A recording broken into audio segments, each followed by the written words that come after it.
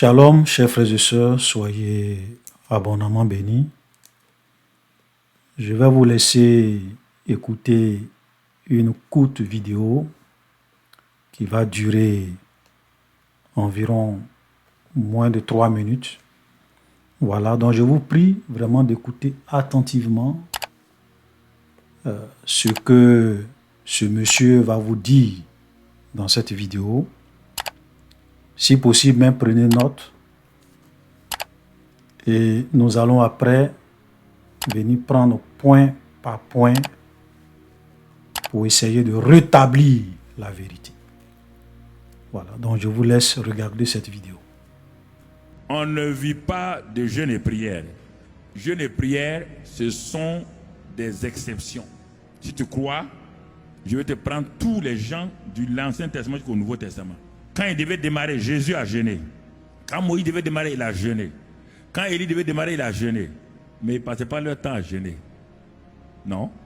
Parce qu'ils n'avaient pas le Saint-Esprit en eux. Nous avons le Saint-Esprit en nous. Sache entretenir le Saint-Esprit régulièrement. S'il est content, pas besoin d'aller jeûner. Quand tu jeûnes là, ça veut dire que ta foi a baissé. Le jeûne, c'est toujours ça. Ce n'est pas pour Dieu. Le jeûne n'influence pas Dieu. Écoutez-moi. Que vous soyez content ou pas. Pasteur Yves, même si tu n'es pas content, j'ai dit. Il ne faut pas discuter avec moi. Hein? Écoute, quand je jeûne, ma relation avec Dieu n'est plus bonne. Je mets du temps à part. Ce n'est pas pour faire corrompre Dieu. C'est pour arranger ma relation avec Dieu. Pour que les fleuves d'eau vive continuent à couler. Parce que si le robinet est fermé, le jeûne et la prière vont me permettre de déboucher le robinet. Si vous exagérez le jeûne, ça vous tue. Ça a tué beaucoup de grands pasteurs. Hein? Moïse n'a pas jeûné. Va lire dans Exode. Il est dit que Moïse est monté sur la montagne, jeûner 40 jours sans boire, sans manger. Alors, si tu dis que tu es un champion de la prière, va jeûner 40 jours sans manger, sans boire. Je t'offre un cercueil en or. Le jeûne de Jésus et le jeûne de Moïse, ce n'était pas des jeûnes. Ils étaient dans la présence de Dieu. Leur sens physique était arrêté. C'est un jeûne surnaturel. N'essayez pas de faire des performances. Les jeûnes les plus extraordinaires que Daniel a menés, il les a menés avec des légumes et de l'eau. Et à cause de ça, l'ange Gabriel est descendu, l'ange Gabriel sont descendus et le ciel s'est ouvert pour lui. Je n'ai pas dit de jeûner. Il faut bien savoir jeûner. Ne jeûnez pas pour que Dieu vous donne quelque chose. Dieu vous a déjà tout donné. Il vous manque la foi. Si vous manque la foi, c'est ça que la vérité. La foi ne remplace pas le jeûne ne remplace pas la foi. On prend les choses par la foi, pas par le jeûne. Hein. Dieu vous a déjà béni en Christ, sans que vous n'ayez rien fait, parce que vous avez cru en Jésus. Maintenant, par la foi, vous prenez possession. Si votre vie ne va pas, s'il y a des choses qui ne vont pas, allez jeûner et prier, c'est normal. Mais revenez maintenant, votre foi est restaurée, prenez possession de la chose. Il faut dire que le jeûne vient en 4e, 5e position. Le jeûne n'est pas en première position. Voilà, donc, donc j'espère que vous avez vraiment bien écouté ce que cet homme de Dieu, ou bien ce soi-disant homme de Dieu, a vraiment dit, a donné comme enseignement dans cette petite vidéo qui dure environ 3 minutes. Vous voyez, il y a des choses terribles, des enseignements et des doctrines de démons qui sont aujourd'hui en train d'être enseignés dans les églises. Et vous voyez des chrétiens qui sont assis là, qui applaudissent, qui acclament et qui pensent que c'est la vérité, qui pensent que ce que cet homme de Dieu a dit, c'est juste sur le jeûne. D'abord, nous allons prendre point par point, mais avant d'entrer dans le vif du sujet, je voudrais d'abord vous demander, selon vous, quel est le but d'un tel enseignement? Quelle est la finalité? C'est-à-dire que quel est l'objectif recherché quand on vient donner de tels enseignements dans une église? Quel est l'objectif? Parce que quand quelqu'un donne un enseignement, c'est très important de vous poser toujours la question. Qu'est-ce que je retiens de ce qu'il a dit et comment j'applique cela dans ma vie? Donc, un tel enseignement, on est en train de dire aux chrétiens que le jeûne, ce n'est pas important. Voilà. Qu'un chrétien ne doit pas jeûner. Parce que le jeûne doit être quelque chose d'exceptionnel dans sa vie. Parce que ça, c'est la première des choses. Il a dit que le jeûne doit être une exception. Le jeûne doit être une exception. Donc, quand quelqu'un te dit que le jeûne doit être une exception, ça veut dire que le jeûne doit être quelque chose qu'on fait rarement en tant que des chrétiens. Donc, je peux faire une année sans jeûner. Ou bien je peux jeûner peut-être rarement pendant ma vie chrétienne. Parce que ça doit être des exceptions. C'est ce qu'il est en train d'enseigner. Il ne faudrait pas qu'on se voie à la face. Et même quand un chrétien jeûne, c'est lorsque sa relation avec Dieu a un problème. Lorsque sa relation avec Dieu a baissé. Lorsque entre lui et Dieu, ça ne va plus. C'est en ce moment-là qu'il doit jeûner. Donc, tant que sa relation avec Dieu est au bon fixe, il n'a pas besoin de jeûner, il ne doit pas jeûner. Donc, le jeûne devient quelque chose d'accessoire. Le jeûne devient quelque chose qui n'est pas important. Ça doit être rare de jeûner. Si je jeûne, c'est que ma relation avec Dieu n'est pas bonne. Il a dit. Donc ce message, c'est pour encourager les chrétiens à ne pas jeûner. C'est tout. Et même s'ils doivent jeûner, ça veut dire que s'il arrive qu'ils voulaient jeûner, leur jeûne doit se faire avec de l'eau et des fruits, parce que comme il a dit dans la vidéo, le jeûne le plus extraordinaire que Daniel a eu à faire, c'est un jeûne qu'il a fait avec des fruits et des légumes. Et l'ange Gabriel est descendu pour l'exaucer et le ciel s'est ouvert pour lui. Ça, c'est le jeûne le plus extraordinaire de Daniel. Voilà. C'est-à-dire que le jeûne le plus extraordinaire de Daniel, c'est lorsque Daniel a jeûné avec des fruits et des légumes. Donc, voilà, donc le jeûne, voilà, les jeûnes à sec, tout ça, c'est pas de Dieu. Tu n'es pas obligé de faire ça forcément. Voilà, c'est pas, voilà. Et vous allez voir comment ces gens-là sont subtils. Parce que beaucoup de chrétiens les écoutent, mais ils ne font pas attention. Ils n'entendent pas cette musique d'arrière-plan. Ils ne comprennent pas la finalité de tels enseignements. Ils ne comprennent pas. Ils écoutent, mais ils ne comprennent pas. Donc, on va prendre point par point et on va essayer de vous expliquer en quoi est-ce que ce monsieur a raconté dans ces quelques minutes beaucoup de mensonges, beaucoup de fausseté. En moins de 3 minutes seulement, il a raconté des choses vraiment très graves. Très graves. Alléluia. C'est-à-dire que souvent, comme je le disais à un frère, au frère qui m'a envoyé même cette vidéo, je lui ai dit, c'est souvent insupportable.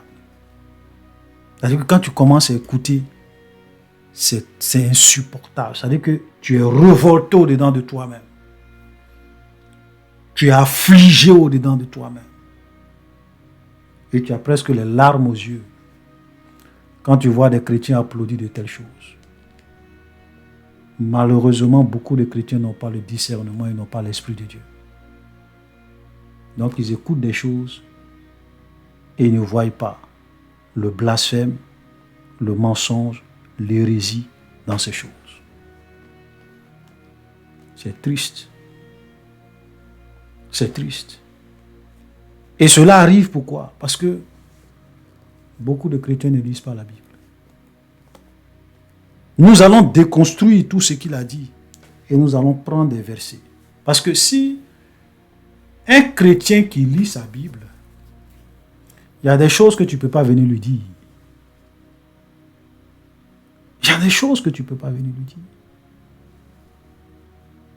Parce qu'il a lu et il connaît des passages qui contredisent ce que tu dis. Donc tu ne peux pas le distraire. Amen. Donc, première affirmation, il dit le jeûne doit être une exception. Quand il devrait démarrer, regardez ce qu'il a dit, dit, quand il devrait démarrer, Jésus a jeûné. Quand il devrait démarrer, Moïse a jeûné. Quand il devrait démarrer, Élie a jeûné. Mais ils ne passaient pas leur temps à jeûner parce qu'ils n'avaient pas le Saint-Esprit en eux. Donc, selon ce pasteur, c'est pas moi j'ai dit, je pense que vous pourrez encore aller réécouter ce qu'il a dit. Quand Jésus a commencé, il a jeûné. Quand Moïse a commencé, il a jeûné. Quand Élie a commencé, il a jeûné. Mais ils ne passaient pas leur temps à jeûner parce qu'ils n'avaient pas le Saint-Esprit en eux. En un mot, Jésus n'avait pas le Saint-Esprit en lui. Donc Jésus a jeûné 40 jours et 40 nuits comme Moïse avant de commencer son ministère parce qu'il n'avait pas le Saint-Esprit en lui. Oh boy! Oh boy! Oh boy! Oh boy! Oh boy! Oh boy! Déjà tu écoutes ça, tu sors de cette salle. Tu entends ça, tu prends ta Bible et tu sors. Parce que ce monsieur vient d'insulter Jésus. Il vient de blasphémer. Il vient d'insulter Jésus. Mais nous allons lire la Bible. Nous allons lire la Bible. Luc chapitre 4, le verset 1. Jésus rempli du Saint-Esprit revint du Jourdain et il fut conduit par l'Esprit dans le désert, où il fut tenté par le diable pendant 40 jours. Il ne mangea durant ces jours. Après qu'il fut écoulé, il eut faim. Donc Jésus, rempli du Saint-Esprit, revint du Jourdain. Et c'est lorsqu'il a été rempli, il a été rempli du Saint-Esprit, qu'il est revenu du Jourdain, que le Saint-Esprit l'a conduit dans le désert pour être tenté par le diable. Ça veut dire qu'avant d'aller dans le désert, pour être tenté par le diable et de jeûner pendant 40 jours et 40 nuits, Jésus avait reçu la plénitude de l'Esprit. Et laissez-moi vous dire, il n'y a pas quelqu'un, il n'y a pas un seul homme de Dieu dans ce monde qui était plus rempli du Saint-Esprit que Jésus. Parce que la Bible nous dit dans Jean 3, 34, et ça c'est Jean-Baptiste qui rend témoignage de Jésus, il dit, Dieu ne lui donne pas l'Esprit avec mesure. Donc Jésus n'avait pas l'Esprit de Dieu avec mesure. Même nous-mêmes, nous les chrétiens, Dieu nous donne son Esprit avec mesure. Oui. Donc Dieu peut te remplir du Saint-Esprit. Il peut te donner quelques dons, mais tu ne peux pas manifester tous les dons. Jésus a manifesté tous les dons parce qu'il avait la plénitude du Saint-Esprit avant même d'aller dans le désert pour jeûner pendant 40 jours et 40 nuits. Ce pasteur-là vous dit le contraire. Et vous voyez des chrétiens qui applaudissent. Oh boy! Les gens se moquent de Jésus. Et regardez ce qu'il dit. Il dit, le jeûne de Jésus et le jeûne de Moïse n'étaient pas des jeûnes. Je ne sais pas si vous avez vu cette partie. Le jeûne de Jésus et de Moïse n'étaient pas des jeûnes, et il dit que c'était des jeûnes spirituels, surnaturels. Leur sens physique était arrêté. Ça, c'est un mensonge. On va prendre simplement le cas de Jésus. Parce que, vous savez, Jésus est notre modèle. Donc, quand tu parles de Jésus, il faut être sûr de ce que tu dis. Parce qu'il est notre modèle. Donc, il dit que le jeûne de Jésus, ce n'est pas un jeûne. Parce que son sens physique était arrêté. On va lire, on va voir si le sens physique de Jésus était arrêté. Vous connaîtrez la vérité. Et la vérité vous affranchira. Voilà. Matthieu, on va lire Matthieu. Matthieu chapitre 4. À partir du verset 2. Après avoir jeûné 40 jours et 40 nuits, il eut faim. La question que je vous pose, si le sens physique de Jésus était arrêté, pourquoi il a eu faim? Parce que si tu jeûnes et que tes sens physiques sont arrêtés, et parce que c'est pas un jeûne normal, c'est pas un jeûne selon la chair, comme il le dit, c'est un jeûne spirituel. Donc, leur sens physique était arrêté, mais si mon sens physique est arrêté, je ne peux pas avoir faim. Jésus a eu faim, parce que c'est vraiment un jeûne physique. Il n'a pas bu, il n'a pas mangé, il n'a pas bu, il n'y avait pas de l'eau parce qu'il était dans le désert, il n'y avait aucune nourriture parce qu'il était dans le désert, et il a eu, c'est-à-dire que la faim, il a eu réellement faim. Parce que c'était un jeûne physique. Donc sa chair était impactée. Il a eu vraiment faim. Il a eu tellement faim que c'était réellement une grande tentation pour lui. Lorsque le diable est venu lui dire, si tu es fils de Dieu, transforme ces pierres en pain. Et Jésus, après 40 jours, 40 nuits, sans manger, sans boire, boy, c'était pas facile. Il avait réellement faim. Amusez-vous à jeûner seulement pendant 3 jours sans manger. Vous allez voir. Moi, la première fois que j'ai fait jeûne de 3 jours sans manger, boy. Mais c'est pas facile. Donc Jésus a eu faim. Donc ça, c'est la preuve que ce monsieur est en train de mentir. Les sens physiques de Jésus n'étaient pas arrêtés. Jésus a eu réellement faim. Et donc le diable, quand le diable vient le tenter, mais c'était une épreuve. C'était vraiment une tentation. Tu as faim. Et tu as le pouvoir de transformer ces pierres en pain. Mais tu sais que Dieu ne t'a pas donné l'ordre de le faire. Donc même quand le diable vient te dire, tu dis non, je ne peux pas le faire. Parce que l'homme ne vivra pas de pain seulement, mais de toute parole qui sort de la bouche de l'Éternel. Alléluia. Donc déjà, pour des gens qui ont déjà lu la Bible et qui sont déjà arrivés sur Matthieu chapitre 4, le verset 1 à 2, savent que ce pasteur n'est pas dans la vérité. Il n'est pas dans la vérité. Et que le jeûne physique, le jeûne de Jésus c'était réellement un jeûne. Voilà. C'est vrai qu'il était dans la présence de Dieu. Le Saint-Esprit, puisqu'il était rempli du Saint-Esprit, le Saint-Esprit le soutenait.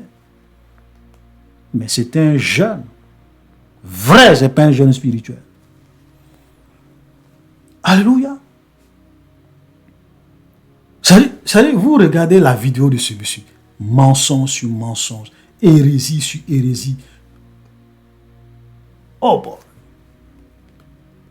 Vous comprenez? Et qu'est-ce qu'il dit encore? Donc on va aller pas à pas. Il dit s'il est content, donc parlant du Saint-Esprit, il dit si le Saint-Esprit est content, pas besoin d'aller jeûner. Quand tu jeûnes, cela veut dire que ta foi a baissé, donc ta foi a diminué. Vous comprenez? Quand je jeûne, ma relation avec Dieu n'est plus bonne. Ça, c'est un mensonge. Voilà. Voilà un autre mensonge. Quand je jeûne, cela veut dire que ma foi a baissé. C'est faux. Le jeûne n'influence pas Dieu. C'est faux. Quand je jeûne, ma relation avec Dieu n'est plus bonne. C'est faux. Et nous allons vous expliquer pourquoi c'est faux. Il y a tellement d'exemples dans la Bible. Vous savez, tous les hommes de Dieu, et même quand vous regardez les gens qui ont jeûné dans la Bible, c'est pas parce que forcément leur relation avec Dieu n'était pas bonne. C'est vrai qu'il y a des gens qui ont jeûné parce qu'ils avaient péché. Quand je prends par exemple le cas de Ninive, quand Jonas est allé à Ninive, Jonas a dit à Ninive, si Ninive ne se repent pas, Ninive sera détruit dans 40 jours. Et les habitants de Ninive ont été tellement touchés par le message de Jonas qu'ils ont décidé de se repentir en prenant le sac et la cendre et en jeûnant. Et leur jeûne était tellement sérieux que même les animaux ont jeûné. C'est-à-dire qu'ils n'ont même pas donné à manger aux animaux. Il dit, nous tous on jeûne. Vous comprenez? Parce qu'ils voulaient montrer à Dieu que vraiment ils regrettent, qu'ils ont péché, que eux-mêmes ils savent que vraiment ce qu'ils ont fait mal, que Dieu les pardonne. Et quand Dieu a vu ça, Dieu a été touché par leur repentance, par leur jeûne, par leur prière. Qui a dit que le jeûne n'influence pas Dieu? Ça compte pour Dieu. Ça compte pour Dieu. Alléluia. Même Daniel, on va prendre, parce qu'il a parlé du cas de Daniel. Frère, quand nous lisons le livre de Daniel, je vais vous montrer les passages où Daniel a jeûné. D'abord, le premier passage que nous voyons clairement, Daniel chapitre 9, le verset 3. Je tournai ma face vers le Seigneur Dieu afin de recourir à la prière et aux supplications en jeûnant et en prenant le sac et la cendre. Donc là, la Bible nous dit que Daniel a jeûné et il a même pris le sac et la cendre sur lui. Ce jeûne-là, Daniel ne mangeait pas, Daniel ne buvait pas de l'eau. Daniel ne mangeait pas de fruits. C'était un vrai jeûne. Voilà. Maintenant, le jeûne dont lui parle dans sa vidéo, c'est peut-être le deuxième. Ça, c'est un autre passage, ça, dans le chapitre 10. Dans le chapitre 10, verset 2, la troisième année de Cyrus, ça c'était la troisième année de Cyrus. Et là, au verset 3, dans Daniel chapitre 10, verset 3, je ne mangeais aucun mets délicat. C'est pas la même chose. Parce que dans le chapitre 9, Daniel, ça c'était la première année du règne de Darius. Dans la première année du règne de Darius, Daniel a tourné sa face vers le Seigneur. Il a recouru à la prière et aux supplications en jeûnant. Ça c'était vraiment un jeûne. La Bible ne nous dit pas ici, on ne sait pas pendant combien de temps il a jeûné. Voilà, on ne sait pas pendant combien de temps il a jeûné. Et c'est là que Dieu va envoyer l'ange. Ici aussi, Dieu va envoyer l'ange Gabriel pour réellement donner à Daniel la révélation des 70 semaines de Daniel. Donc, la révélation sur les 70 semaines que Daniel a reçues, c'est après un moment de jeûne. Alléluia. Maintenant, quand on arrive dans le chapitre 10, ça c'est là que Daniel sera dans le deuil pendant 3 semaines. Là, on nous donne le temps. Et il dit au verset 3, je ne mangeai aucun mets délicat, il n'entra ni viande, ni vin dans ma bouche, je ne me oignis point jusqu'à ce que les 3 semaines fuient accomplies. Premièrement, ce que vous allez remarquer, c'est que dans le chapitre 10, on ne vous dit pas que Daniel a jeûné. Il n'y a pas le mot jeûne qui apparaît ici, dans le chapitre 10. On dit que Daniel était dans le deuil. Donc, étant dans le deuil, il a décidé de ne pas manger des mets délicats, de ne pas manger de la viande, ni du vin, de ne point se oindre. Bon, ici, l'impression que ça donne l'impression que ici, ce n'était pas un jeûne continu que Daniel a fait. Peut-être que les soirs, Daniel descendait, c'est-à-dire que peut-être il jeûne toute la journée et le soir, il mange quelques plats légers. Vous comprenez? Il buvait de l'eau, il mangeait, peut-être même, on peut même dire, oui, supposons même qu'il mangeait des légumes. Mais la Bible ici n'est pas en train de te dire que lorsque Daniel jeûnait la journée, il buvait de l'eau, il mangeait des légumes. Non. Ce n'est pas ce qu'on te dit. Et là, quand on arrive même au chapitre 10, ce que vous ne savez pas, pourquoi Daniel même fait ça, c'est parce que quand on arrive dans le chapitre 10, Daniel est très vieux. C'est plus un jeune. Il est vieux parce qu'il a vu le règne de Nebuchadnezzar, il a vu le règne du fils de Nebuchadnezzar, Belshazzar, il a vu le règne de Darius, et là, c'est à la 3e année de Cyrus. Daniel n'est plus un jeune, c'est vraiment pratiquement un vieillard, quelqu'un de très âgé. Et donc, il ne pouvait pas certainement jeûner comme lorsqu'il était jeune. Et donc, il se permet de faire un jeûne léger. Peut-être qu'il jeûne la journée, le soir, il mange des plats légers. Mais laissez-moi vous dire, le jeûne, si tu dis que tu jeûnes, et puis pendant la journée tu manges, pendant la journée tu bois de l'eau, ce n'est pas un jeûne. Écris ça. Ce n'est pas ça le jeûne. Écris. Voilà. Parce que vous voyez, tous ces hommes de Dieu là, on ne sait pas où ils vont prendre leur cours de théologie, où ils vont prendre les inspirations. Et ils viennent dire des choses aux chrétiens pour les pousser à ne pas réellement jeûner. Parce que quand tu écoutes de telles choses, tu peux te dire, ah oui, donc si je bois là, pendant que toute la journée, pendant que je peux boire normalement, je peux manger des légumes, je suis en train de jeûner. Tu n'es pas en train de jeûner. Tu n'es pas en train de jeûner. Donc, faisons attention.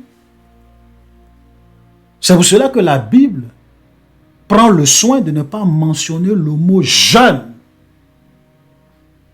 dans le chapitre 10. Parce que Daniel, ce n'était pas un jeûne sec de 21 jours. On peut peut-être dire que c'est un jeûne. Si Daniel, peut-être le soir, il descendait, ok, c'est un jeûne. C'est un jeûne peut-être. Mais c'est un jeûne entrecoupé. Ce n'est pas un jeûne continu de 21 jours. Donc les soirs, parce que nous-mêmes, on peut faire des jeûnes de 21 jours où chaque soir, on décide de manger des plats légers. Voilà. Mais cela ne veut pas dire que pendant la journée, pendant qu'on est en train de jeûner, on boit de l'eau comme d'habitude, comme les autres jours. On mange des légumes. C'est vrai qu'on ne mange pas des plats solides, mais de temps en temps, on mange des légumes. Tu n'es pas en train de jeûner. Écris ça. Tu n'es pas en train de jeûner. Voilà. Il faut qu'on soit clair. Vous savez, la Bible est précise. La Bible est claire. Voilà. Aujourd'hui, beaucoup de personnes se donnent une bonne conscience en disant oui, je peux jeûner en mangeant des légumes. Je peux jeûner. Il y a des chrétiens même ils disent qu'ils jeûnent. Bon, comme d'habitude, j'ai l'habitude de manger 3 plats. Donc, je prends mon petit déjeuner à midi, je ne mange pas. Le soir, je mange.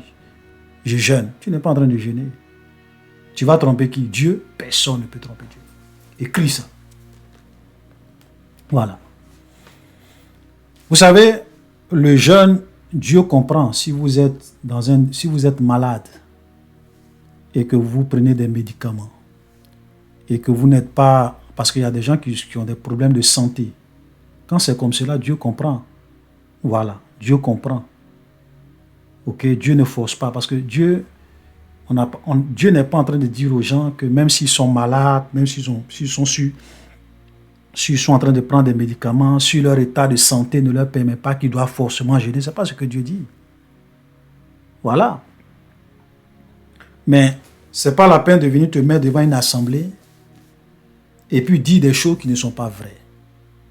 Faisons beaucoup attention. Alléluia. Donc vous voyez, voilà. Donc la Bible est très très précise. Dans le chapitre 9, Daniel a vraiment jeûné. Et l'ange Gabriel est descendu. Mais ce pasteur ne va pas vous parler de ça. Comme son objectif, c'est de vous décourager à jeûner, il va aller prendre le passage de Daniel chapitre 10, où cette fois-ci on te dit que Daniel n'a pas mangé des mains délicats, il n'a pas bu du vin, il n'a pas mangé de la viande, il était dans le deuil pendant 21 jours. Mais là, même là, on ne te dit pas que Daniel a jeûné de façon continue pendant 21 jours. Comme je le disais, certainement que les soirs, il faisait des jeûnes entrecoupés. Donc le soir, il mangeait des plats légers. Voilà la vérité. Alléluia. Donc faisons beaucoup attention à ce genre d'enseignement. Si le Saint-Esprit est content, pas besoin d'aller jeûner en bon. Ça veut dire que si ma relation avec Dieu est bonne, je ne jeûne pas. Parce que si je jeûne, c'est que ma relation avec Dieu n'est pas bonne. C'est un mensonge. C'est un mensonge. On va prendre des exemples. Je prends encore, non seulement j'ai pris l'exemple de Daniel. Daniel était quelqu'un qui craignait Dieu. Quand Daniel jeûnait, prenez le chapitre 9, et même si vous voulez, prenez le chapitre 10, le jeûne entrecoupé. Daniel n'avait pas de problème de relation avec Dieu. Il était en parfaite harmonie avec le Seigneur. Le chapitre 9, il jeûnait pour réellement demander pardon à Dieu pour le péché de son peuple. Ce n'est pas parce que lui-même avait un problème. Donc ça veut dire que même nous-mêmes, on peut jeûner pour nos familles, pour nos parents, pour nos frères qui ne connaissent pas Dieu. On peut prendre des moments de jeûne pour demander pardon à Dieu pour que Dieu les touche, Dieu les sauve, Dieu les ramène à la repentance. On peut jeûner. Ce n'est pas parce que moi j'ai un problème avec Dieu, mais ce sont mes parents qui ont un problème avec Dieu. Je prie pour eux. Je peux prier pour ma famille, pour mon avenir, pour mon travail, pour mon ministère. Je peux même pas... Ça veut dire que je peux prier pour demander quelque chose à Dieu. Ce n'est pas parce que j'ai un problème de relation avec Dieu. Non. Je peux prier jeûner pour n'importe quel sujet qui me tient réellement à cœur pour que Dieu puisse intervenir. Même si ma relation personnelle avec Dieu est au beau fixe, je peux prier et jeûner. Alléluia. Frère, faisons attention parce que ça me fait tellement mal parce que ces genres de messages, c'est dangereux. Quand tu jeûnes, cela veut dire que ta foi a baissé, c'est faux.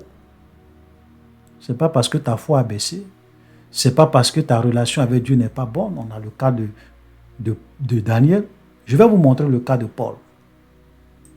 Je vais vous montrer le cas des apôtres et de certains docteurs, de certains prophètes dans la Bible. Prenons 2 Corinthiens chapitre 11, le verset 27. Ici, Paul est en train de parler de sa vie. Vous pourrez même lire tout le chapitre, commencer même à partir du verset 25 et 26. Mais nous, on va seulement lire le verset 27. Il dit, ça c'est Paul qui parle, il dit, « J'ai été dans le travail, dans la peine, exposé à de nombreuses veilles, à la faim, à la soif, à des jeûnes multipliés, au froid et à la nudité. » Ici, Paul te dit que lui, là, il multipliait les jeûnes. Il faisait des jeûnes multipliés. La vie de Paul était une vie de prière, une vie de jeûne. C'est pas parce que c'est pas parce que la relation, c'est pas parce que Paul avait un problème avec Dieu dans sa relation. Non. Non. Vous voyez le mensonge? Vous voyez l'hérésie? Vous voyez ces genres de doctrines de démons des grands apôtres de Jésus. Relation avec Dieu au top. Ils travaillaient pour le Seigneur. Ils évangélisaient.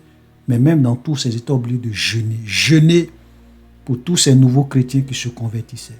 Jeûner pour prier, même pour les malades. Jeûner pour l'église, pour les chrétiens. Jeûner pour la persécution, pour que Dieu le garde, Dieu le protège partout où il s'en va. Que le Saint-Esprit soit avec lui. Paul jeûnait et il multipliait les jeûnes.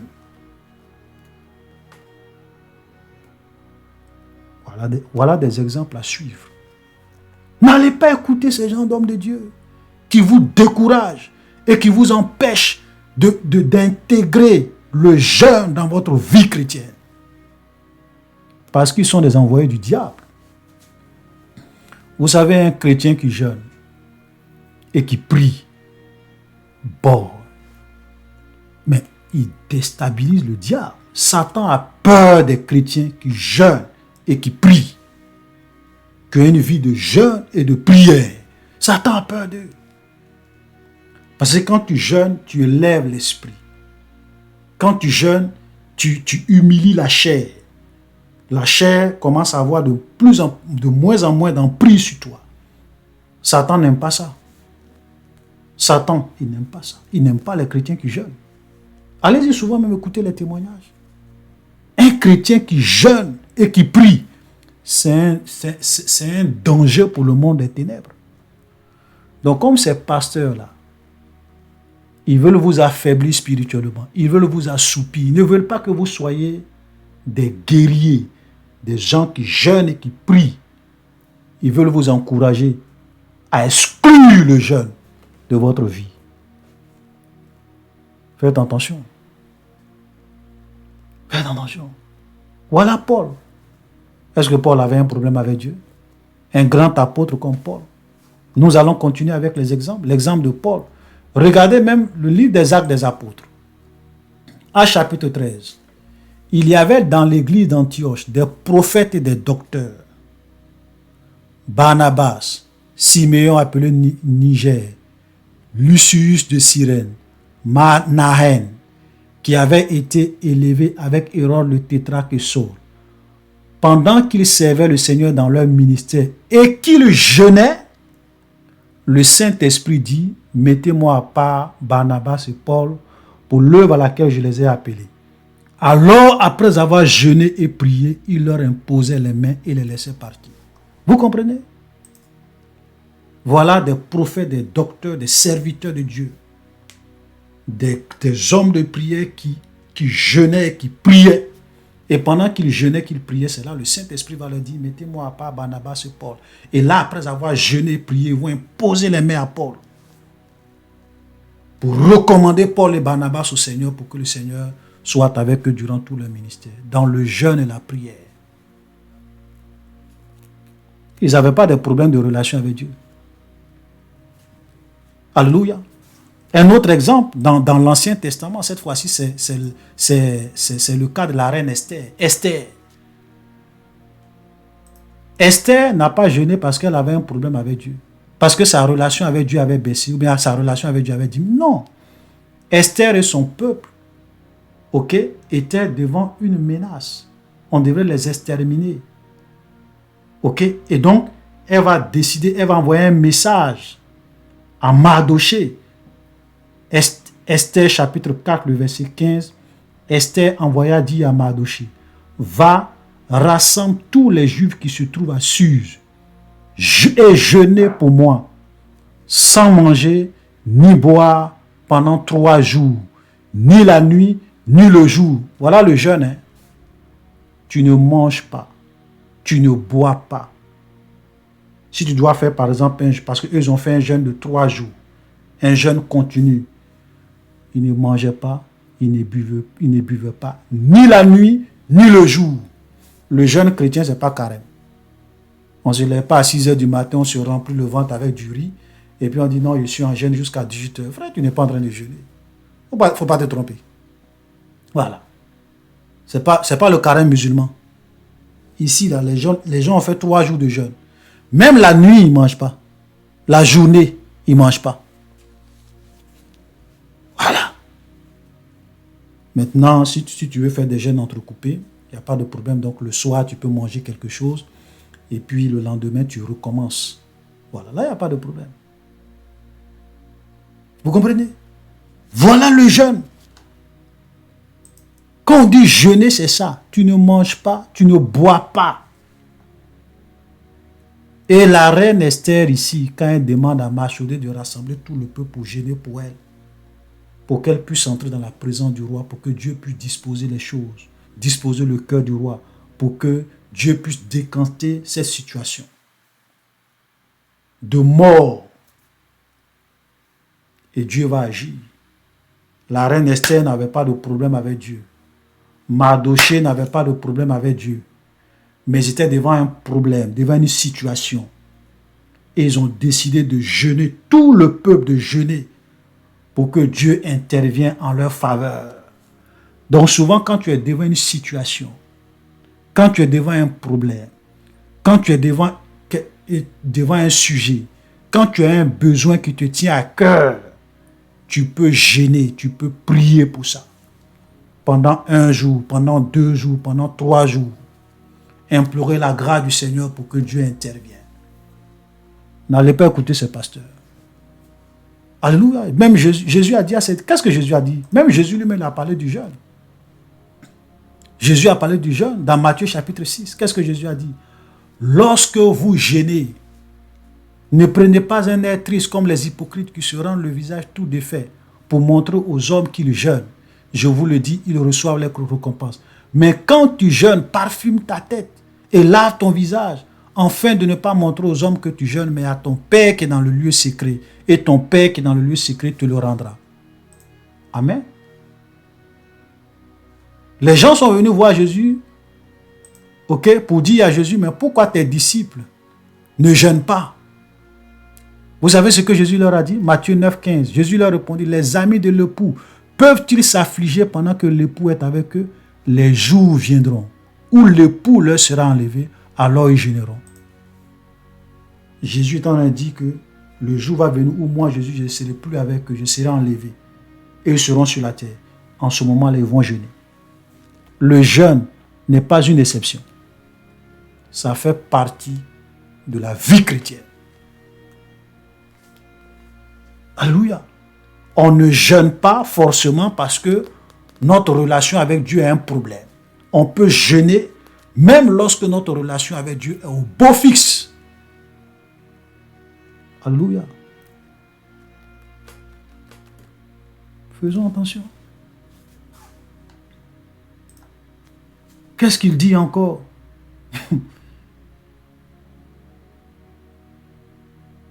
Il dit, n'essaye pas de faire des performances. Les jeûnes les plus extraordinaires que Daniel a fait, il les a fait avec des légumes et de l'eau. Et cela, l'ange Gabriel est descendu. Oui, on a un peu parlé de ça. Voilà, vous voyez. Ils vont jamais te parler du jeûne d'Esther. Ils ne vont jamais te parler du jeûne de Daniel au chapitre 9.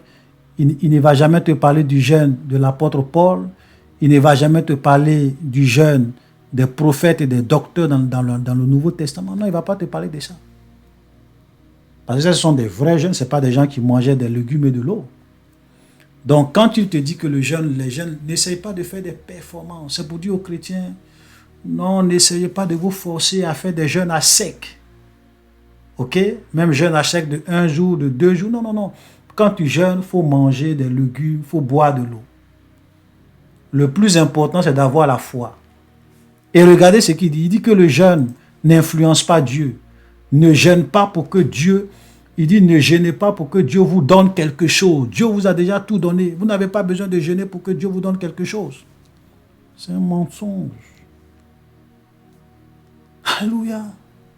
Oh boy. Donc je ne peux pas jeûner pour que Dieu me donne un travail. Je ne peux pas jeûner pour que Dieu sauve ma famille, qui sont des païens. Je ne peux pas jeûner pour que réellement, Dieu réellement me fasse grâce, m'accompagne, me bénisse. Je ne peux pas jeûner pour que Dieu réellement fasse avancer son œuvre. Je ne peux pas jeûner pour le salut d'un quartier, pour le salut de mon pays. Je ne peux pas jeûner. Donc je dois saisir par la foi. Oui, on doit saisir par la foi, mais la foi n'exclut pas le jeûne. Celui qui jeûne, ce n'est pas parce qu'il n'a pas la foi. Celui qui jeûne, c'est parce qu'il a la foi, c'est parce qu'il croit en Dieu, qu'il décide de réellement s'humilier, de s'humilier, de ne pas faire la part belle à la chair, de refuser de manger, de refuser de boire, pour que Dieu puisse l'entendre et voir qu'il est réellement déterminé, qu'il veut que Dieu puisse agir, Dieu puisse faire quelque chose en sa faveur. Il vient dans un état d'humiliation, en se privant de nourriture et d'eau, pour dire, Seigneur, aie pitié de moi, interviens. J'ai foi en toi, agis. Donc le fait que quelqu'un jeûne, cela ne veut pas dire qu'il n'a pas la foi. Est-ce que quand Jésus a jeûné pendant 40 jours et 40, il n'avait pas la foi? Quand les apôtres, les docteurs, les prophètes jeûnaient dans le Nouveau Testament, est-ce qu'ils n'avaient pas la foi? Tu vas dire que l'apôtre Paul n'avait pas la foi? L'apôtre Paul qui faisait des jeûnes multipliés n'avait pas la foi? Vous voyez ces hommes de Dieu là? Et quand vous allez dans les églises, les gens sont nombreux. Ils enseignent de telles hérésies et ils applaudissent. Quand j'ai regardé la vidéo, j'ai regardé un peu les commentaires. Tu vois des chrétiens, oh boy, c'est terrible. Heureusement qu'il y avait des frères aussi qui ont fait des commentaires qui étaient choqués par cet enseignement. Et qui dénonçaient dans les commentaires parce qu'ils disaient non, c'est pas possible. Il y a d'autres même qui étaient affligés d'entendre de telles choses. Voilà des gens qui ont l'Esprit de Dieu, qui savent que de tels enseignements, ce n'est pas la gloire de Dieu. Ce n'est pas fait pour réellement encourager les chrétiens à aimer le jeûne. Mais c'est fait pour décourager les chrétiens à jeûner. Pour ne même pas qu'ils puissent prendre le jeûne au sérieux. Doctrine de démons. Et il faut dénoncer ça. Alléluia. Frères et sœurs, je vous en prie. Vous savez, trop de choses. La foi n'exclut pas le jeûne. Alléluia. Je vais m'arrêter là. Pour ne pas que... Mais vraiment, c'est terrible ce qui se passe, ce qui se dit aujourd'hui. En moins de 3 minutes, il a dit beaucoup de... Vous voyez tout ce qu'on a dit. Beaucoup de contre-vérités, beaucoup de mensonges, beaucoup d'hérésies, beaucoup de fausseté. Dans l'objectif, et comme aujourd'hui les chrétiens, voilà, aiment les choses agréables. Parce que quand un pasteur donne ce genre de message, les chrétiens eux-mêmes d'habitude qui n'aiment pas jeûner, quand ils entendent ça, ils sont trop contents. Ah, donc je ne suis pas obligé de jeûner. C'est lorsque ma relation avec Dieu n'est pas bonne, peut-être que je peux penser à jeûner. Même si je dois jeûner, je vais boire de l'eau, je vais manger des légumes. Voilà, c'est le jeûne. Pour que les chrétiens soient faibles spirituellement. Pour ne pas qu'ils puissent réellement jeûner véritablement. Regardez le cas de la reine Esther. On ne mange pas, on ne boit pas, ni le jour, ni la nuit, pendant 3 jours. Nous crions à Dieu dans le jeûne et la prière. Alléluia. Frères et sœurs, nous vivons des temps sombres. C'est-à-dire que les temps dans lesquels nous sommes là, ça doit être des temps où on doit apprendre à prier, à jeûner, à réellement prier pour nous-mêmes, pour nos familles, pour nos enfants, pour nos pays, pour nos nations, pour l'œuvre de Dieu, pour les pasteurs, pour que Dieu envoie des ouvriers dans la moisson. Voilà. Parce que les temps sont mauvais. Donc, chers frères et sœurs, shalom, soyez bénis et à la prochaine.